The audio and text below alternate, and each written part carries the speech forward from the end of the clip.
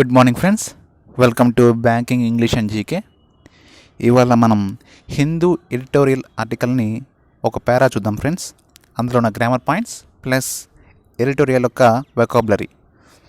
Okay friends, ముందుగా article పెట్టి vigilance Paramount on states tackling corona virus. Vigilance Paramount. So vigilance Paramount అంటే ఎక్కువగా అలర్ట్గా ఉండాలి. విజిలెన్స్ అంటే ఎక్కువగా కేర్ఫుల్గా ఉండాలి. పారామౌంట్. విజిలెన్స్ అంటే ఇది ఒక నౌన్, ANCE అనే దాన్ని బట్టి చూసి ఇది విజిలెన్స్ ఈజ్ నౌన్. దాన్ని ఏం డిఫైన్ చేస్తుంది? ఒక నౌన్ ఏం డిఫైన్ చేస్తుంది అంటే అడ్జెక్టివ్ని డిఫైన్ చేస్తుంది. So adjective is Paramount. Paramount is adjective. మనం ఇక్కడ చూసుకుంటే విజిలెన్స్ ఈజ్ నౌన్ అంటే కేర్ఫుల్ అబ్జర్వేషన్ ఉండాలి, సర్వేలెన్స్ చేయాలి, అలర్ట్గా ఉండాలి. సర్వేలెన్స్. దీనికి సినోనిమ్స్ ఇవన్నీ. పారామౌంట్ అంటే మోస్ట్ ఇంపార్టెంట్ అండ్ ప్రైమరీ, చాలా ఎక్కువ ఇంపార్టెంట్, ఎక్కువ కేర్ఫుల్గా ఉండాలి. ప్రజెంట్ ఈజ్ ఎక్కువ కేర్ఫుల్గా ఉండాలి. దేనికి కేర్ఫుల్గా ఉండాలంటే on states tackling of corona virus పైన ఇప్పుడు స్టేట్స్ ఏం చేయాలంటే చాలా ఎక్కువ కేర్ఫుల్గా ఉండాలి అని చెప్తున్నాడు. సో ఆర్టికల్లోకి వెళ్దాం friends. On June 20th, a month after 1 lakh novel coronavirus cases were reported, India crossed a grim milestone of 4 lakh cases. On June 20 అంటే ఇక్కడ డేట్ని స్పెసిఫై చేస్తున్నాం కాబట్టి మనకి ప్రిపోజిషన్ ఏం యూజ్ చేయాలంటే ఆన్ యూజ్ చేయాలి. So on June 20, a month after 1 lakh novel coronavirus cases were reported. ఒక month తర్వాత 1 lakh novel corona virus report అయిందనమాట. సో ఇది ప్యాసివ్ వాయిస్లో చెప్తా ఉంది. వేర్ రిపోర్టెడ్ ప్యాసివ్ వాయిస్లో ఉంది. India crossed A grim mile stone of 4 lakh cases. ఇప్పుడు ఎంత ఉందంటే 4 lakh కేసెస్ ఉందంట. India crossed A grim mile stone of 4 lakh cases. ఇక్కడ ఈ సెంటెన్స్లో సబ్జెక్ట్ ఎక్కడ చూసుకుంటే కరోనా వైరస్ కేసెస్ ఇది సబ్జెక్ట్ అవుతుంది. And verb is reported, helping verb వచ్చేసి wear. Corona cases where report అయిందనమాట. ఎంత రిపోర్ట్ అయింది?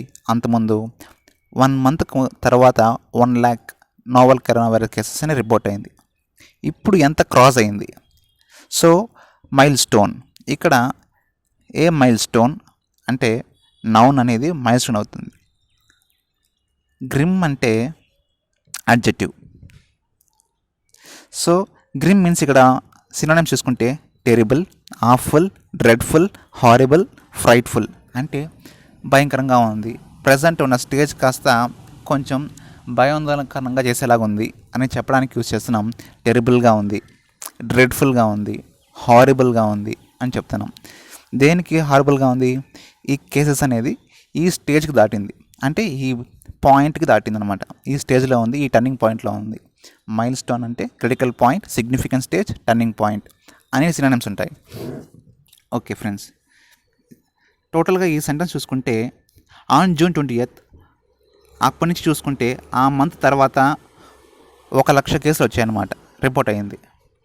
ఇప్పుడు ప్రజెంట్ ఏమంటే ప్రజెంట్ టైంకి 4 lakh కేసెస్ ఉంది అని చెప్తున్నాడు.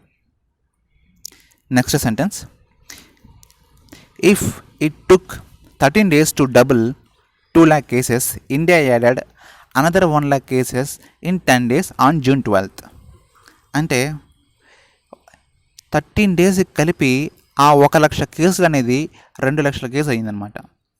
13 రోజులకి 1 lakh నుంచి 2 lakhs వచ్చింది. కానీ అదేవిధంగా ఇప్పుడు చూసుకుంటే 10 daysలో June 12th అంతా ఇంకొక 1 lakh కేసు యాడ్ అయింది. ముందు 1 lakh కేసులు అవ్వడానికి 13 రోజులు పడితే ఇప్పుడు 10 రోజులే పడుతూ ఉంది అని చెప్తున్నాడు. ఇందులో మనం వెతకాల్సిన పాయింట్స్ ఏమున్నాయంటే ఇఫ్ అనే కండిషనల్ వెర్బ్ యూస్ చేశాడు. సో ఇఫ్ ప్లస్ ఇక్కడ V2 తీసుకుంది. టేక్, టుక్, టేకన్. సో పాస్ట్ ఫామ్స్లో యూస్ చేస్తాడు అనమాట. అప్పుడు ఇలా ఉంది అని చెప్తున్నాడు. దాంతోపాటు ఇన్ఫర్మేషన్ యాడ్ చేశాడు. India added another 1 lakh cases in 10 days on June 12th. June 12th అని స్పెసిఫై చేసాం కాబట్టి దానికి ముందు వాడాల్సిన ప్రిపోజిషన్ ఏముందంటే on. Okay friends, from A test positivity rate of 4.6 in mid day. From దాంతో స్టార్ట్ చేశాడు, అంటే బిగినింగ్ స్టార్ట్ చేశాడు అనమాట. ఎప్పటి నుంచి చెప్తున్నాడు? మిడ్ మే నుంచి చెప్తున్నాడు. మిడ్ మేలో టెస్ట్ పాజిటివ్ కేసెస్ వచ్చింది రేట్ ఎంత ఉందంటే 4.6% ఉంది. అదే ఇప్పుడు పాస్ట్ నుంచి మళ్ళీ ప్రజెంట్కి వచ్చాడనమాట. ఇట్ అనేది సబ్జెక్ట్, ఈజ్ అనేది హెల్పింగ్ వెర్బ్. ఇక్కడ ప్రజెంట్ టెన్స్లో చెప్తున్నాడు ఏమని, 7.9% యాజ్ ఆన్ June 21. ఈ June 21 కంతా 7.9% రీచ్ అయ్యింది అని చెప్తాడు. అప్పుడు మిడ్ మేలో 4.6 ఉంటే June 21 కంతా 7.9% రీచ్ అయ్యింది అని చెప్తున్నాడు. ఏం రీచ్ అయిందంటే పాజిటివ్ కేసెస్ అప్పటి నుంచి ఇప్పటి వరకు రీచ్ అయింది, ఫ్రమ్ నుంచి రీచ్ అయింది అని చెప్తున్నాడు. రిఫ్లెక్టన్, ఇక్కడ సబ్జెక్ట్ ఎక్కడ ఉంది అంటే ఇట్ అనే సబ్జెక్ట్ తీసుకుంటే రిఫ్లెక్టింగ్ ఈజ్ వెర్బ్. సో ఏం రిఫ్లెక్షన్ చేస్తుంది ఇవంతా? ఏ wide spread in the community అన్నాడు. వైడ్ స్ప్రెడ్, కమ్యూనిటీ స్ప్రెడింగ్ ఉంది అంటే సామాజిక వ్యాప్తి ఉంది. వైడర్ స్ప్రెడ్ ఒకటి ఉంటే ఇంకోటి లోకల్ స్ప్రెడ్ ఒకటి ఉంది. వైడర్ స్ప్రెడ్ అంటే సామాజిక వ్యాప్తి, అంటే ఎక్కడ నుంచి వస్తుందో తెలియదు, అన్నోన్ పర్సన్ నుంచి రావచ్చు. అదే లోకల్ స్ప్రెడ్ అంటే పర్టికులర్ ఏరియా నుంచి వస్తుందని మనం చెప్పచ్చు. సో దీనికి గల డిఫరెన్స్ ఏంటంటే లోకల్ ఏరియాలో పర్టికులర్ ఏరియా నుంచి వస్తుంది అని మనం చెప్పచ్చు, కానీ వైడర్ స్ప్రెడ్ కమ్యూనిటీ అంటే ఎక్కడి నుంచి వచ్చిందో మనం చెప్పలేం, దాన్నే సామాజిక వ్యాప్తి అంటారు. సో ఇప్పుడు ప్రజెంట్ ఏం రిఫ్లెక్టింగ్ చేస్తుందంటే ఏం ఇండికేషన్ చేస్తుంది? రిఫ్లెక్షన్ అంటే ఇండికేషన్, డిస్ప్లే, డెమాన్స్ట్రేషన్, మేనిఫెస్టేషన్. ఇవి సినానిమ్స్కి చూసుకుంటే రిఫ్లెక్టింగ్ చేస్తుంది. ఏం రిఫ్లెక్టింగ్ చేస్తుంది అంటే వైడర్ స్ప్రెడ్ కమ్యూనిటీని రిఫ్లెక్టింగ్ చేస్తుంది. పర్టికులర్లీ అనేదాన్ని ఇక్కడ యూస్ చేశాడు. ఎక్కడ? In the hotspots. Particularly in the హాట్స్పాట్స్లో ఎక్కువగా ఉంది. అవి ఏ ప్లేసెస్ అంటే ముంబై, ఢిల్లీ, చెన్నై, అహ్మదాబాద్. ఈ నాలుగిటిని హాట్స్పాట్స్గా మనం గుర్తించాం అనమాట. పర్టికులర్లీ ఈ హాట్స్పాట్ నుంచే వస్తుంది. హాట్స్పాట్స్ అంటే ఒక ఏరియా, మెయిన్గా అక్కడి నుంచి స్ప్రెడ్ అవుతుంది అని చెప్తున్నారు. ఓకే ఫ్రెండ్స్, రిఫ్లెక్షన్ అంటే ఇండికేషన్, డిస్ప్లే చేయడం.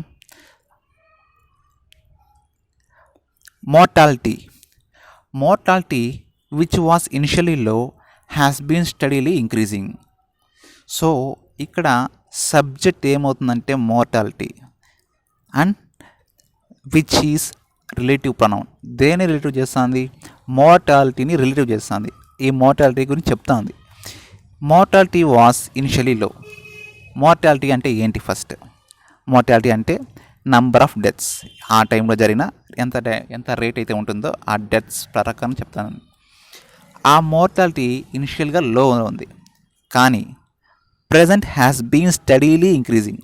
హ్యాస్ బీన్ అని యూజ్ చేశాడు, ప్రజెంట్ పర్ఫెక్ట్లో పోతా ఉంది, ఇంకా టెన్స్లో పోతా ఉంది. ఇంక్రీజింగ్ ఇది సబ్జెక్ట్ అయితే, వెర్బ్ వచ్చి ఇది ఇంక్రీజింగ్. దీన్ని ఏం ఇంక్రీజ్ అవుతుందంటే ఎలా ఇంక్రీజ్ అవుతుంది అని చెప్పడానికి అడ్వర్బ్ యూజ్ చేశారు. Steadily is adverb. ఇది ప్రజెంట్ పర్ఫెక్ట్ కంటిన్యూస్లో పోతా ఉంది. సో మోర్టాలిటీ అనేది స్టడీగా ఇంక్రీజ్ అవుతూనే ఉంది, అప్పటి నుంచి ఇప్పటి వరకు ఇంకా జరుగుతూనే ఉంది అని చెప్తున్నాడు. Next sentence, the first death was reported on March 13th. First death ఎప్పుడు రిపోర్ట్ అయిందంటే March 13th నాడు రిపోర్ట్ అయింది. సో ఈ సెంటెన్స్లో చూసుకుంటే ద ఫస్ట్ డెత్ అనేది సబ్జెక్ట్, వెర్బ్ అనేది రిపోర్టెడ్, హెల్పింగ్ వెర్బ్ అనేది వాస్, ఇది ఆబ్జెక్ట్. ఎప్పుడు అయింది అంటే the first death was reported on March 13th. And అనే కంజంక్షన్ యూజ్ చేసి the figure crossed 1000 only on April 28th అన్నాడు. సో ద ఫిగర్ అనేది సబ్జెక్ట్ అయితే క్రాస్ అనేది వెర్బ్ అయింది. ఏం క్రాస్ చేసింది? 1000 only on April 28th. 13th నాడు ఫస్ట్ డెత్ నమోదైతే ప్రజెంట్ ఆన్ April 28th కంతా 1000కి రీచ్ అయింది. ఏంటి? డెత్స్ అనేది 1000కి రీచ్ అయింది. It's only on April 28th. On date గురించి మనం చెప్పాం కాబట్టి దానికి ముందు మనం ప్రిపోజిషన్ యూజ్ చేయాలి కాబట్టి ఏం ప్రిపోజిషన్ యూజ్ చేసామంటే ఆన్ అనే ప్రిపోజిషన్ యూజ్ చేసాం. Okay friends, next sentence but conjunction use చేశాడు. కాంట్రాడిక్షన్గా ఉంది ఇప్పుడు చెప్పడానికి. ఏం చెప్తున్నాడు? It has taken just 3 days for each additional 1000 deaths after the toll touched 4000 to reach 13,703 deaths as on June 21. ఏం చెప్తున్నాడు ఇక్కడ? ముందైతే ఒక కేసే నమోదైంది March 13 నాడు. ఏప్రిల్ 28th అంతా 1000కి రీచ్ అయింది. కానీ ఇప్పుడు ఏం జరుగుతుందంటే 3 రోజులకే 3 daysకే 1000 deaths అడిషనల్గా రిపోర్ట్ అయింది. అప్పటి నుంచి March 13th నుంచి 28th వరకు అంతా కలిపి 1000 వస్తే 3 రోజులకే 1000 deaths ఎక్స్ట్రాగా నమోదైందనమాట. సో అక్కడికి అందుకే మనం బట్ అనే కంజంక్షన్ యూజ్ చేసాం. బట్ ఎందుకు యూజ్ చేస్తారంటే కాంట్రాడిక్షన్ స్టేట్మెంట్స్ కోసం యూజ్ చేస్తాం. అప్పుడు అలా ఉంది, ఇప్పుడు ఇలా జరిగింది అని చెప్తున్నాం ఇక్కడ. After the toll touched 4000 to reach 13,000 deaths on 21st. June 21st కంతా డెత్స్ ఎంత ఉందంటే 13,703 అనే దానికి నమోదైంది. టోల్ ఇక్కడ సబ్జెక్ట్ ఏంటంటే ద టోల్ ఇక్కడ వెర్బ్ టచ్డ్, ఇవి ఆబ్జెక్ట్. మనం ఒక డే గురించి స్పెసిఫై చేస్తున్నాం కాబట్టి ప్రిపోజిషన్ ఆన్ యూస్ చేసాం. ఓకే ఫ్రెండ్స్, ద టోల్ అంటే మీనింగ్ ఏంటంటే నంబర్ కానీ కౌంట్ కానీ సమ్ ఆఫ్ టోటల్ డెత్స్, ఆ ఎంత డెత్స్ అయితే ఉందో దాన్ని సమ్ చేస్తే ఆ టోల్ గురించి చెప్తా ఉంది, ఆ నంబర్ గురించి ఇండికేషన్ చేస్తూ ఉంది. Okay, next sentence the lower mortality figure are a reflection of the low median age nearly 27 years of the Indian population. ఇక్కడ లోయర్ మోర్టాలిటీ ఫిగర్స్ అనేది సబ్జెక్ట్ అని తీసుకుంటే are a reflection of low median age of the Indian population. ఇంకా మనకి sentence condition కామన్లో ఉంది కాబట్టి ఇంకా వెళ్తూనే ఉంది. ఏం చెప్తున్నాడు ఇక్కడ? లో median age of Indian population.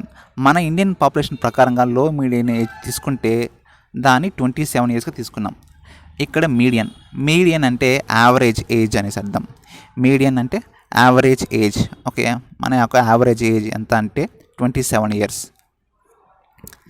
So ఈ ఏజ్ని బట్టి కానీ మనం ఫిగర్ని కానీ తీసుకుంటే అందులో డెత్స్ అనేది మాత్రం లోయర్గా ఉంది. అంటే 27 years ఆ ఏజ్ గ్రూప్ ఉన్న వాళ్ళు ఎవరైతే ఉన్నారో, అంటే ఈ అటు ఇటుగా ఉన్న ఏజ్ అయితే ఉన్నారో వారిలో కరోనా కేసెస్ ఉన్నప్పటికీ కూడా డెత్స్ అనేది లోయర్గానే ఉంది అని చెప్తున్నాడు. The stage of the pandemic in India. Present ఇండియాలో స్టేజ్ ఎలా ఉంది అంటే పాండమిక్గా ఉంది. పాండమిక్ మరియు ఎపిడమిక్. పాండమిక్ మీనింగ్ ఏంటంటే తీవ్రంగా వ్యాపించడం, ఒక స్టేజ్ నుంచి ఇంకో స్టేజ్కి, అంటే పూర్తిగా వ్యాపించడానికి ఆ స్టేజ్కి రెడీగా ఉందన్నమాట. సో అలా కారణం ఏంటంటే health seeking behaviour and health care system. ఈ హెల్త్ కేర్ సిస్టంలో కానీ మనం తీసుకునే హెల్త్ బిహేవియర్లో కానీ సో లోపాలు ఉండడం వల్ల ఇది స్టేజ్ ఎలా వెళ్తుందంటే పాండమిక్గా వెళ్ళిపోతుంది అని చెప్తున్నాడు. వైల్ లో median age has helped keep mortality లో. కానీ మోర్టాలిటీలోని తగ్గించుకోవడం అనే దానికోసం ఏం జరుగుతుంది ఇక్కడ? లో మీడియన్ ఏజ్ అనేది హెల్ప్ అవుతుంది. ఎక్కువగా వయసు పైపడిన వాళ్ళకి రావడం వల్ల మన ఇండియన్ పాపులేషన్లో ఎక్కువగా యువత ఎక్కువ ఉండడం వల్ల సో దీన్ని ఈజీగా తట్టుకొని మోర్టాలిటీ అనేది తగ్గుతుంది అని చెప్తున్నాడు. సో హెల్ప్ అక్కడ తీసుకుంటే హెల్ప్కి రావాల్సిన తర్వాత వెర్బ్ ఏమంటే V1. సో అందుకని కీప్కి ఫామ్ తీసుకుంటే కీప్, కెప్ట్. కాబట్టి మనం ఏం యూజ్ చేసాం? V1 యూజ్ చేసాం. మోర్టాలిటీ అనేది లోగా ఉంది. హ్యాస్ హెల్ప్డ్ ఇది వెర్బ్ అవుతుంది. So the low median age అనేది ఇక్కడ సబ్జెక్ట్ అవుతుంది. So next sentence high prevalence of high risk factors.